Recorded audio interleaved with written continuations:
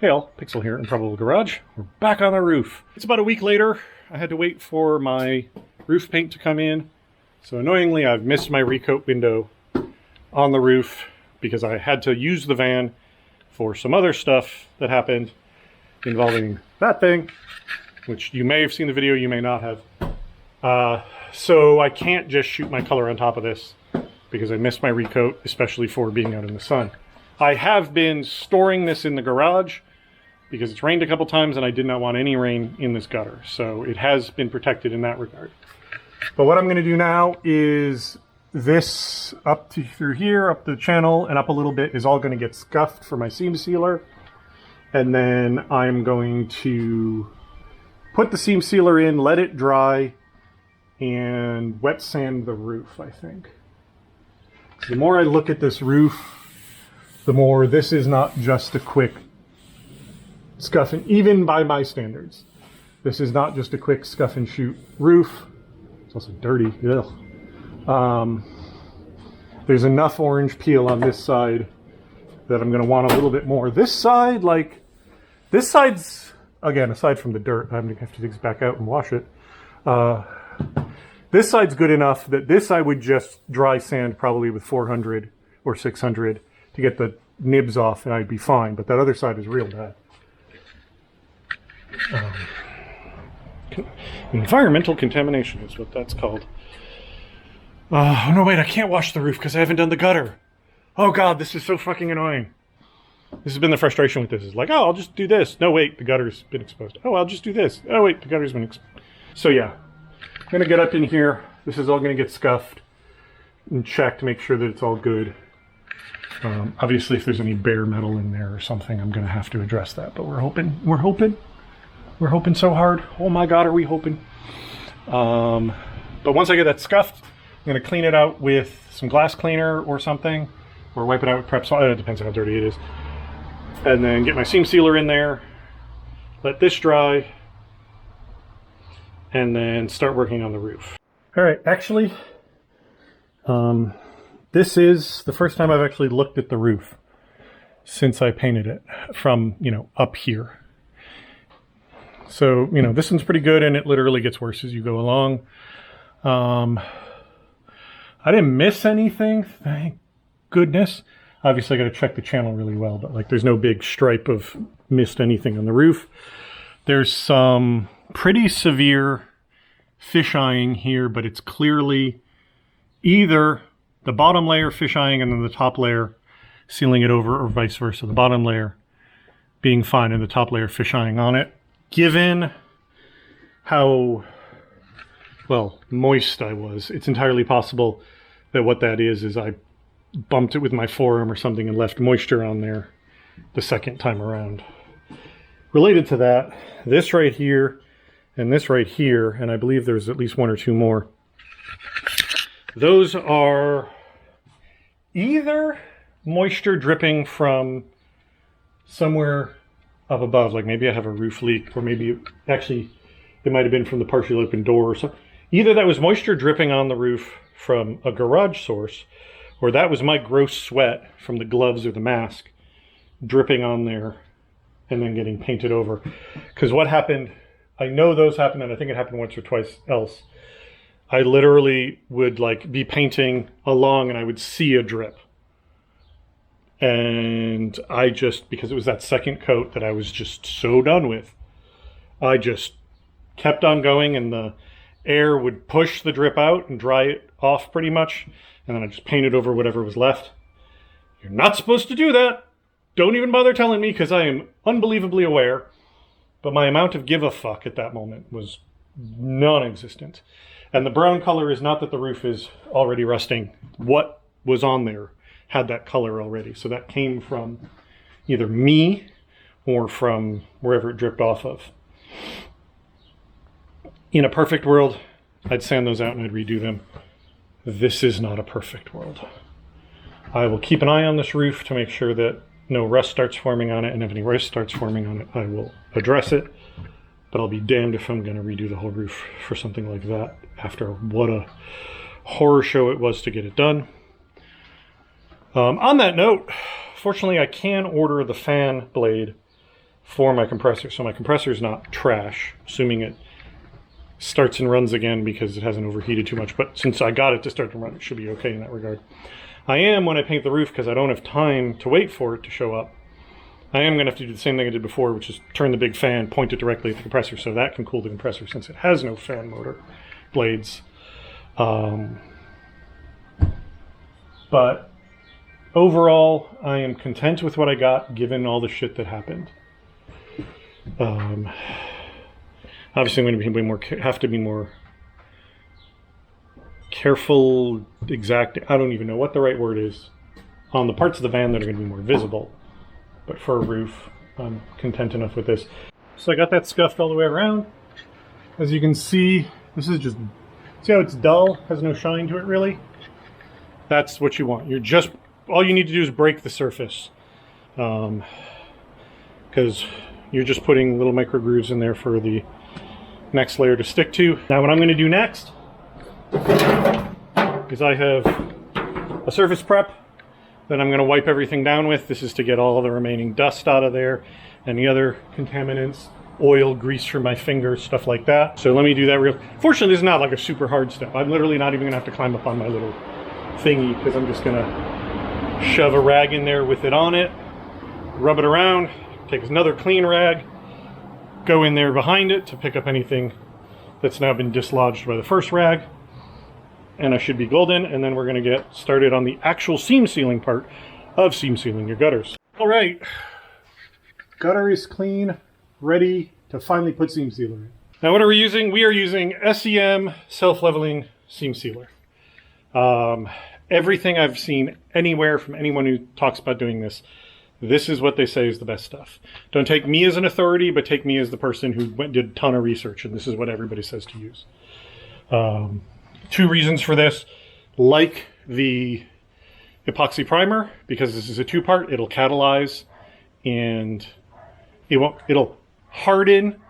It's still flexible, but you know what I mean. It's gonna cure, so you know exactly how it's supposed to. And because it's self-leveling, it'll flow out a little, which means you'll get a nice smooth finish in there. So what has to happen? These dual cartridges need to go in a special gun. This is that gun. I'll link to this stuff. If I recall from when I bought this a while ago, because I've been putting off this job, so hopefully actually the stuff's still good. I think I bought this stuff on Amazon. If so, it'll be in the link below. If not, there'll be a note saying either where I bought it or what you need to Google to find it. But it comes with two mixing tips. These are actually kind of cool because it's a bunch of little steps and things and whatnot that basically, because as the product is forced through all of this, it'll mix it all up so it'll come out perfectly evenly mixed. So this has a working time of 10 minutes and then another 15 minutes till it's set up and another 15 minutes until it is ready to be top coated. So it can be top coated after 30 minutes is what it says, but I don't know quite how those numbers all work out. But anyway, what's important right now is that working time. You have 10 minutes for this to be flexible and pliable before you start causing problems trying to move it around. Per the instructions specifically, you can spread this stuff around with your finger, with a spatula, or with a the metal spatula, or with a spreader. When it talks about a spreader, it's talking about these things, type of things that get used for spreading filler. What I'm going to be doing is spreading it with a glove, just because I don't want that crap. I've got a bunch of cuts in my fingers, so I don't want that crap in the cuts. And what we're trying to do, if you remember from you, not that long ago, me, a week ago, the big important thing is at the bottom of the seam, there's that step down where the roof skin meets the side skin.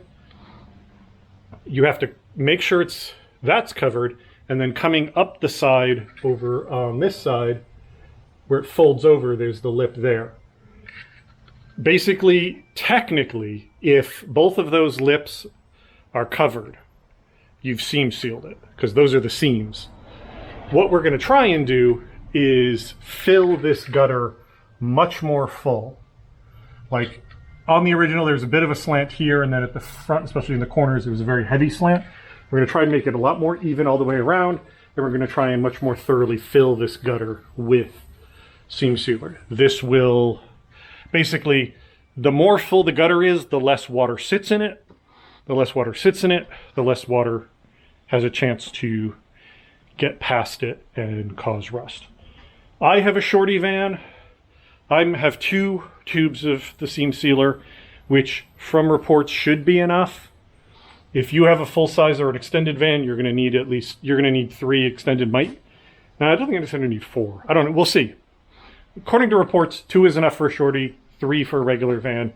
Extended, I don't know. This stuff is not cheap, but if you're going through all of this and you don't want to have to do it again, spend the money. You definitely don't want to do this with the cheap seam sealer from an auto parts store that's just like a caulking tube. You absolutely, I cannot express enough, you do not want to do this with any kind of caulking. Household, like window and door caulk, it's not designed to go 70 miles an hour on a highway stuck to metal with all the vibration and everything that that has.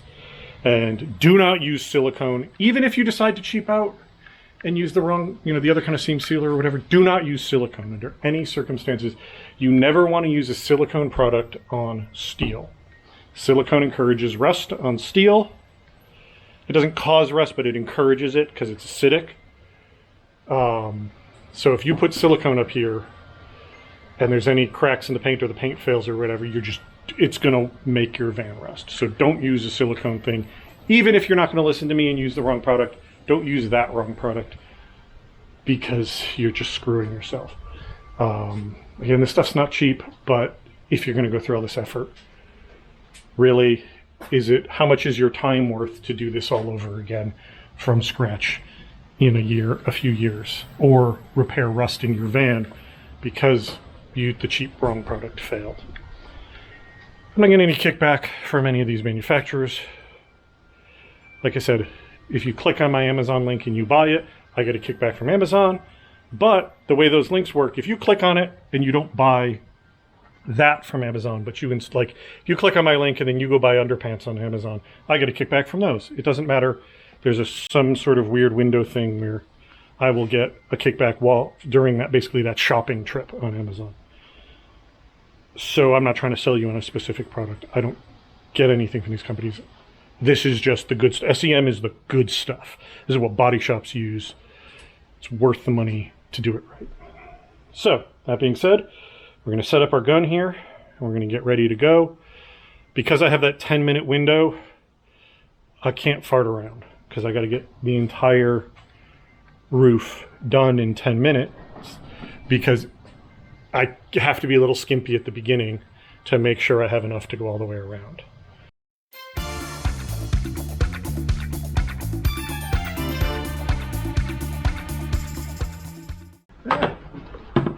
Have a rag handy. It drools. Holy crap. This cleans up with lacquer thinner. So get some of that because you'll need it. Holy cow. It's messy as hell. All right. Here, I put a lot in, and then I put less in as I went along, just suddenly got paranoid about amounts. But what I'm going to do is run my finger through here and push it up into that upper seam. This is not the best way to do this. Actually, let me get one of those scrapers just towards me. This is sort of where the self-leveling part comes in, is that I can push this up into here. It'll skin it up into there, and even though it drools down, it'll leave it connected to up there. Actually, this works really well. Putting it in there and pulling it towards that.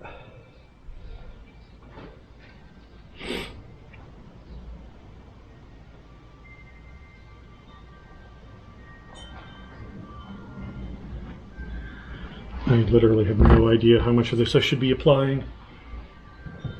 I feel like a lot, because I want the whole thing about wanting to fill the gutter, but I'm so paranoid about having enough. I think what I'm going to do, again, because I don't know how much I need to use, I think what I'm going to do is put in enough to cover the absolute part that needs to be covered back up here. I'm definitely going to be cleaning the roof. Make sure that it's up in that upper seam on the lip. And then I'm going to go around the entire van like that. Making sure that much has been done all the way around the van. A bubble, or is that a weird shape? It was a bubble. Interesting. I think I created that. Yeah, I'm going to go all the way around the van with my first coat, making sure that I've got it in the seam and that I've got those seams closed. And then I'm going to come back around and do more. And on that second round, I'm going to have a rag with lacquer thinner so I can clean up. I am making an absolute mess here. The technique that helps get it in there, of course I'm trying to do this now under the roof thing, but basically I'm holding it like this when I apply it so that I'm pushing the bead up against the sidewall as I go. I can't do it perfectly now because the stupid garage door, and that just bubbled a bunch. Yeah, I'm using way too much, I think. I'm now paranoid I got to the end of that, but when that was working better, that was pushing it up against the side, and for most of it, it was sealing that upper seam. I still kind of went along the entire side and pushed it to just make sure, but it was like 80% all good, so I will take that. All right, 2 tubes is not enough for a shorty. Absolutely not. I have about 1/4 of a tube left, and most of this has a very skimpy amount in it. I also screwed something up, which I don't think is actually all that as relevant as I thought it would be, is I never leveled the van.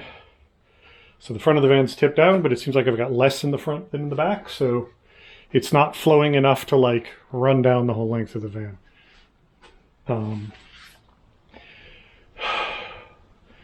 But yeah, 2 tubes on a shorty, definitely not enough. Definitely need 3. 3 is probably enough for a regular van because, you know, you're not that much longer. But 2 is definitely short here, as it were. So I'm going to go back around with the little bit I've got left and sort of look for any clearly inadequate spots. But in most cases, it's only that I pushed it up that means that upper seam is filled. The whole gutter is not full like it suggested it be. I'm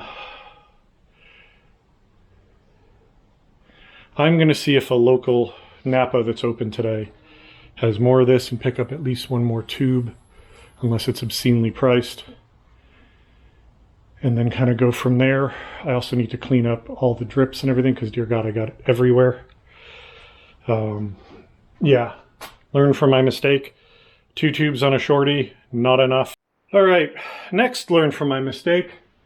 You're going to want the rag with lacquer thinner ready. I suggest you do this job with 2 people.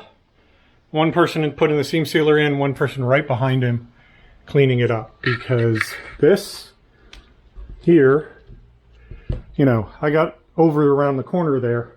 This is already so cured it doesn't clean up with lacquer thinner. And if you really scrub at it, you take off your epoxy primer. So all those drips and everything all over the roof of it are all too cured to wipe up. They needed to be wiped up immediately. So I screwed that up royally. I have big globs all over everywhere because I just assumed I could go back in after and clean it up. Like, you know, you can see this mess here.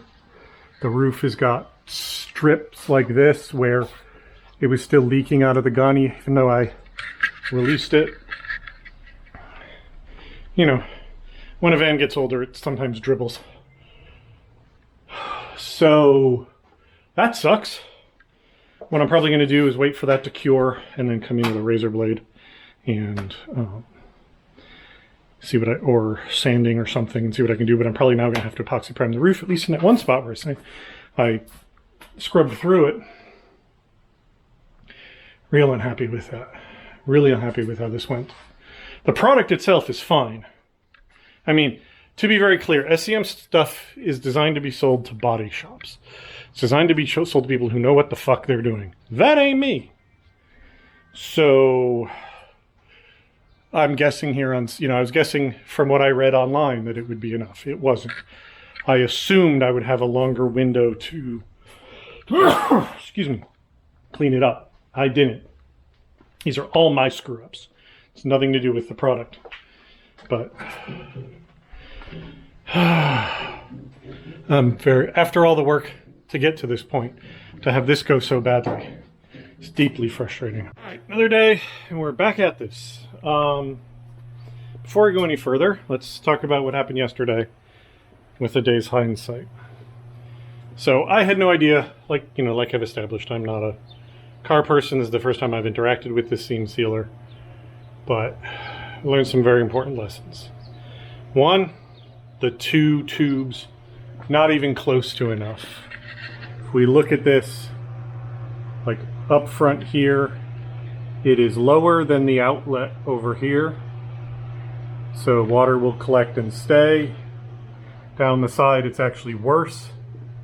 So, despite all the claims that you need about two tubes, I would say 3 to 4 minimum. Secondly, with all of the mess that I made, all down here, all up here, what I would strongly suggest that you do is where there's this step-up body line here, my thumb is in right now, I would run a tape all the way around at that point and mask off the roof at least part way up, just to avoid getting all this crap on your roof. Similarly, I would probably run a piece of tape along here and mask down to prevent all the drippage, because we have massive, like this mess right here, all down this window, that, and down over here and stuff. All of that could have been prevented with just some plastic sheeting. Similarly to how I painted the van. Also, obviously you're going to want your rag with your lacquer thinner right at hand, but remember the lacquer thinner removes the paint, so you don't want it to just be lying on the vehicle anymore. Lacquer thinner is aggressive. It'll destroy almost anything. It's sort of the be-all and end-all solvent when it comes to this stuff. But if you mask off your roof with plastic, in theory, don't trust me on this entirely, you should be able to have your rag with lacquer thinner sitting up there without it eating through, even unless it eats through the plastic, I guess. So that's the first thing, is the mess that I created for myself. If you're smarter about it, you can avoid that. We'll get into me cleaning that up in a minute. However, there's going to be a slight deviation from the original thing here, because I was dumb and trusted, our current AI disaster, Google search engine stuff, and I put in SEM self-leveling seam sealer in, and it said, hey, the local AutoZone, I think it was AutoZone, local AutoZone has it in stock, and it's, more expensive than what you paid, but it's not crazy expensive. And then when I went on the site, it was like, 20% off, SEM seam sealer. Great.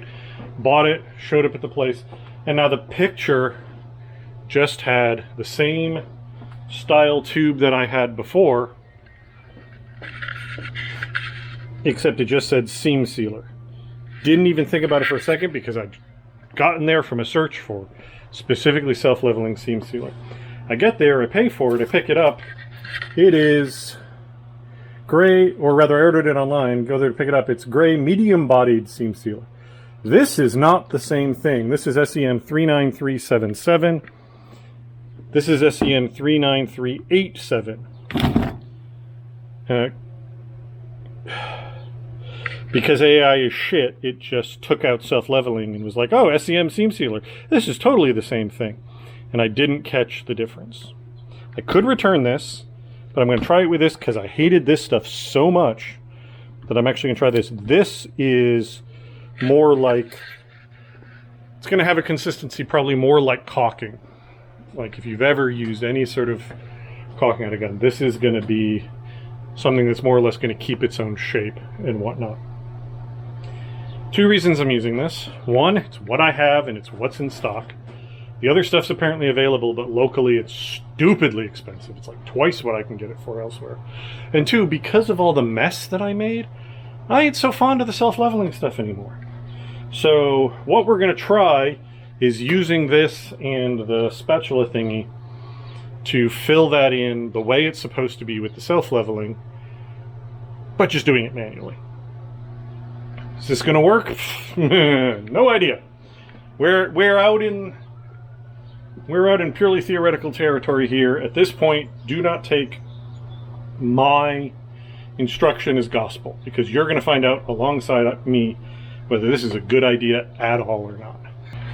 I genuinely believe if you use the self-leveling seam sealer, masking it off the way I just talked about, having the vehicle more or less level, and use more of it, at least 3 to 4 for a shorty. That's the problem, is that stuff gets really expensive really fast. I think it would work, but you want to fill this thing up darn near to the top. Basically, the thing at the very least, you want it filled in there to the point where it's level with these cutouts here and the ones in the front. But what I have right now is, see, this is just a little bit shy here, but this is inconsistent all the way down. Also, despite my attempts, I ended up with bubbles in it. And it's still, like, it has less in here now than the seam sealer I peeled out. Towards the front, it has more, but it didn't level out the final bit that I put in here. And it's, oh, wow, look at all the bubbles it ended up with. Those are not good. So what I'm going to attempt instead with the stuff that I ended up with, because I said I don't trust this stuff at all anymore, is I'm going to attempt to fill it with that seam sealer.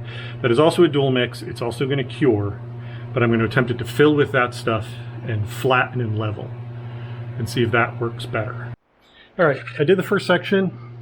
It's less pretty than the self-leveling stuff, but I have felt like I had way more control over it to make sure it got where I needed it to go. And I'm still not like super full, but it's more full than before. You can kind of see the step up there. The other thing that this is useful for is this is exactly the stuff I needed to fill like these things here. Because this stuff will basically stay in place, unlike the other stuff, that's why you need to use it for something like this, is I'm just going to fill this up, and that big glob at the end. See, I pushed that big glob this way, and then went around and pushed it back in this way, and now what I'm going to do with my finger is just try to sort of make that transition there between the two panels a little bit nicer.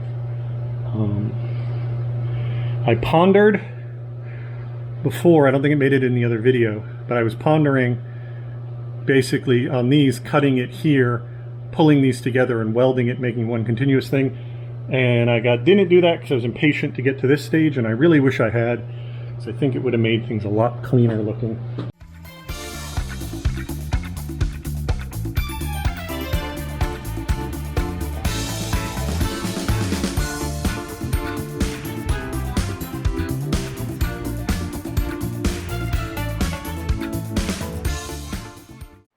Alrighty, I am done. And I've cleaned up as I went along, so I didn't leave a mess. Let's sit down. Alright, let's talk about it.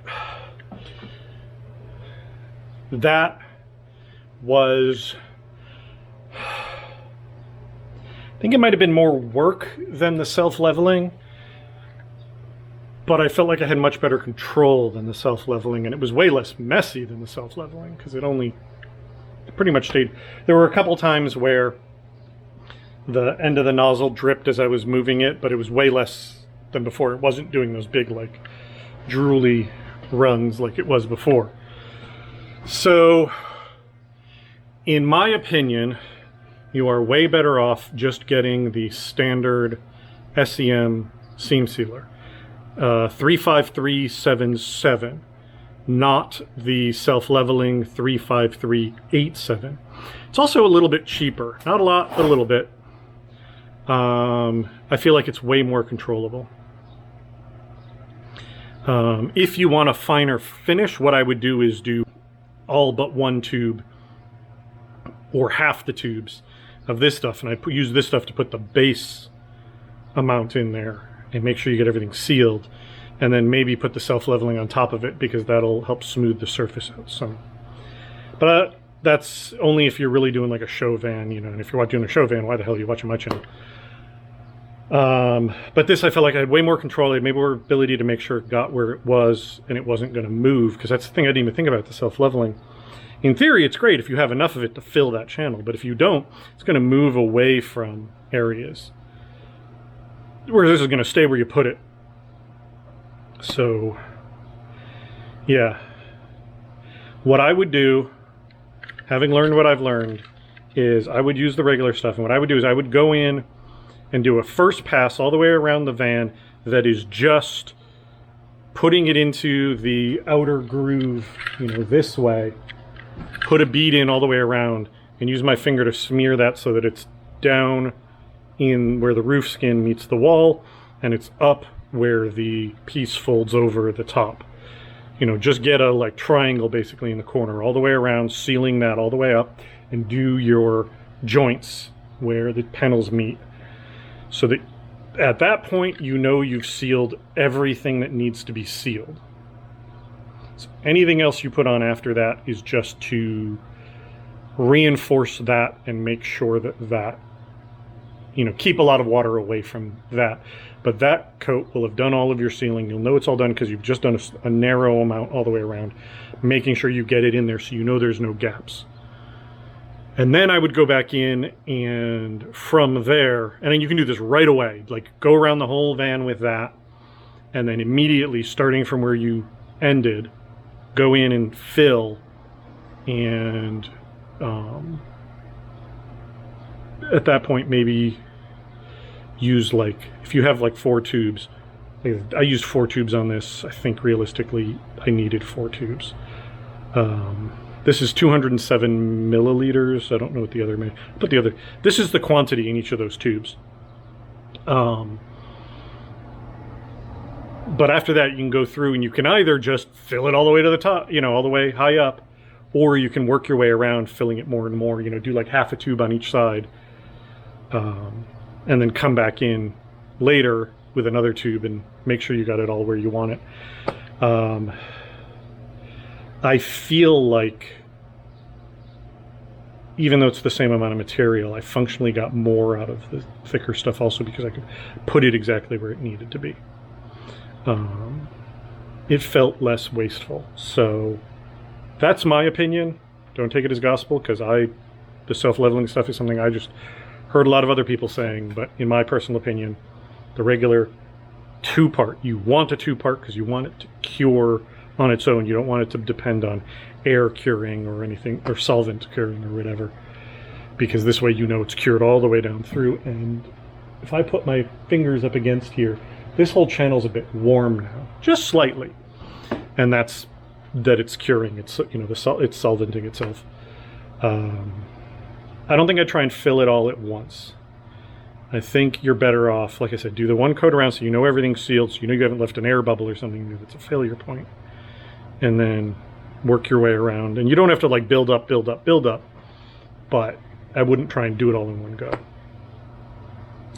So, and yeah, what I had basically with my rags here is I had one rag, this just happened to be the one I was using the previous time, that was the wipe my hand off, or wipe this, you know, that was the one that was just get the large amounts of the stuff off of me, so that when I was handling stuff I wasn't transferring a bunch. And then I just had a couple of other rags that I would keep, that I was soaking with mineral spirits, or not mineral spirits, lacquer thinner. And I would wipe this outer edge, and I would go in and basically set it in that groove up top and wipe that. And, you know, if I needed to fold the rag, do it to get it out. And I didn't get every last little bit of it off, I'm realizing. but I don't think that's a big deal because this stuff's paintable over. So as long as you don't leave a big glob or something, you're fine. At this point, seam sealer wise, my van is done. That's all protected, that's all sealed. Now what we have to do is protect the seam sealer because it's not long-term UV stable. It's not designed to be out in the sun. When you use this stuff in like a trunk or under the car or something, you're generally okay, but you don't want to leave it out there. It will break down from UV from everything I've been able to find. So if I hadn't screwed up and if I wasn't doing repairs, what I would be doing now is, right now, I would be prepping my color coat. I would be going in and getting my paint mixed and the gun on, the compressor on and whatnot, because I have 25-30 minutes and then this stuff is paintable. Like all total, from when it's squirted out of the gun, out of the tube to spray paint on it is like 25-30 minutes. I can't do that because, one, even if I hadn't screwed up, I have to prep the whole center of the roof. And I wanted to do this first so I wasn't getting my sanding dust down into the channel and then risking the seam sealer not sticking properly because the channel is full of sanding dust. But now I also have to do all the other cleanup.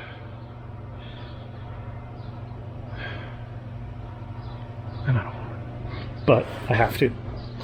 So what I'm going to try, on the glass I'm just going to use regular razor blades, you know, to get all this stuff off. But I think this is one of the few areas where it's on the glass. That all peels off pretty easily.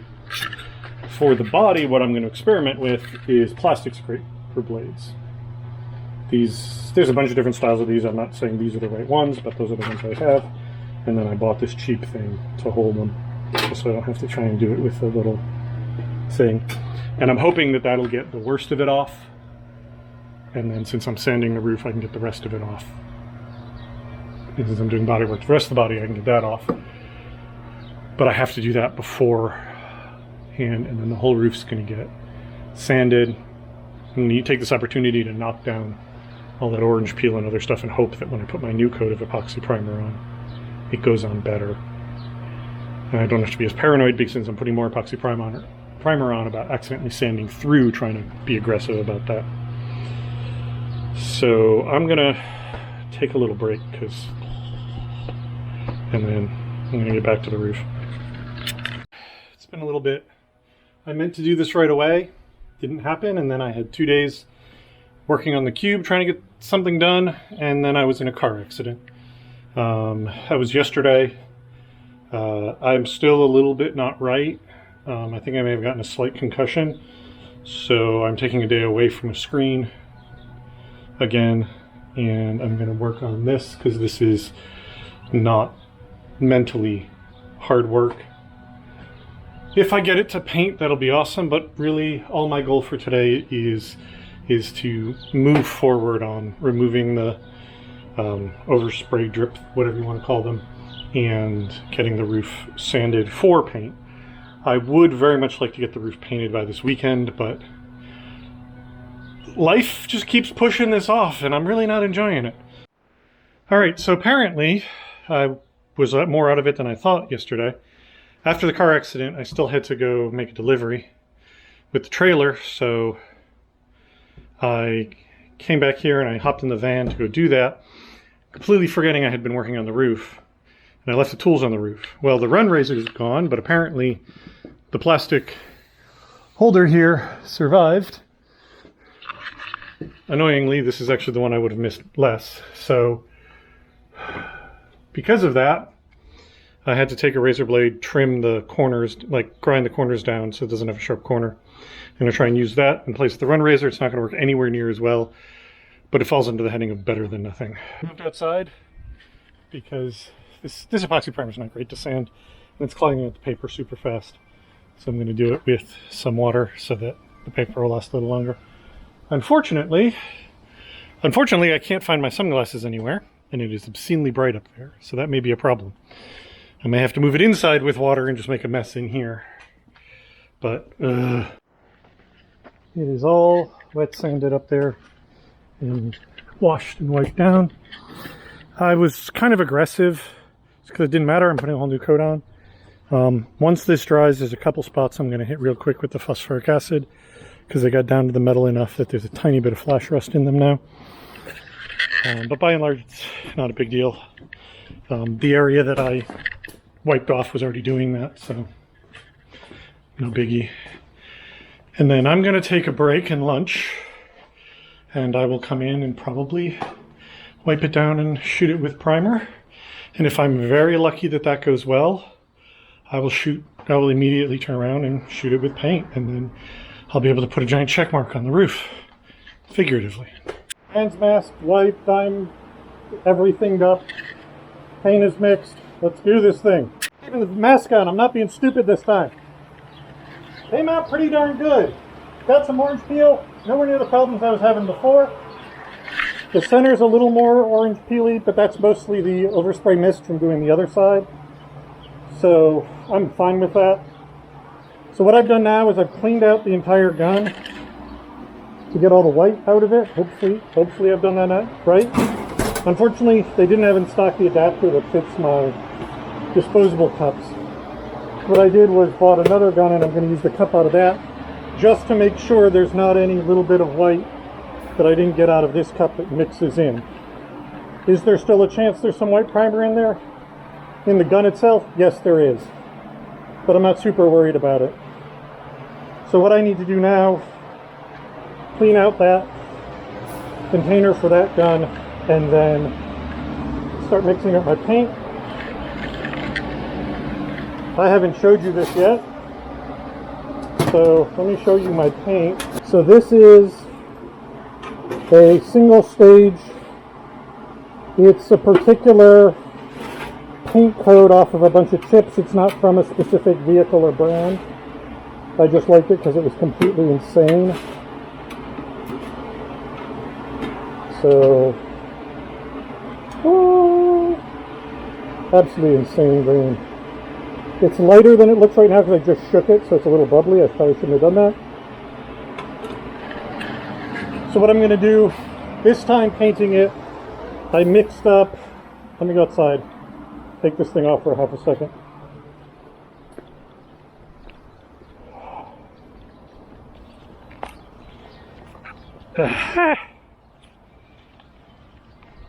So, the t-shirt there, that was to keep me from dripping onto it from my head because it's hot in there.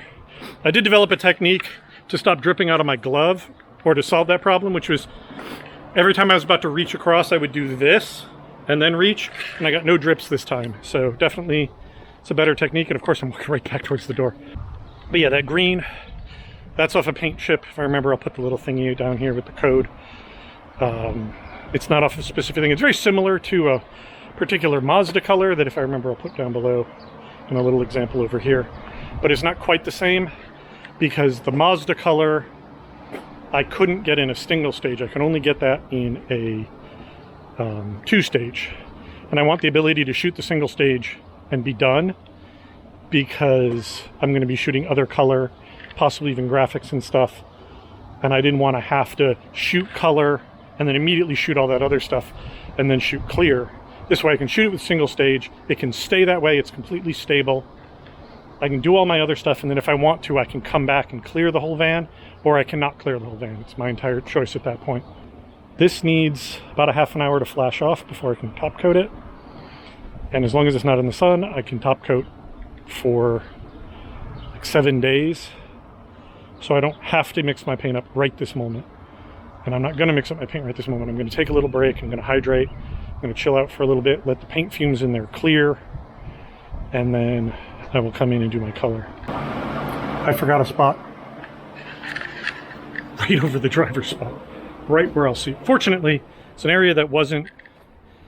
Fortunately, that's an area that wasn't sanded through. So as long as the color coat covers that, the gray seam sealer, that'll be fine. I mostly just feel dumb because I did the whole front and then I somehow started the side a little bit back. Don't know why I did that, but it is what it is. It's been a little bit. Everything is dry that I touched. I only touched the tape for obvious reasons, but it seems good. So I'm going to suit back up again and paint it. Hell yeah. Hell yeah.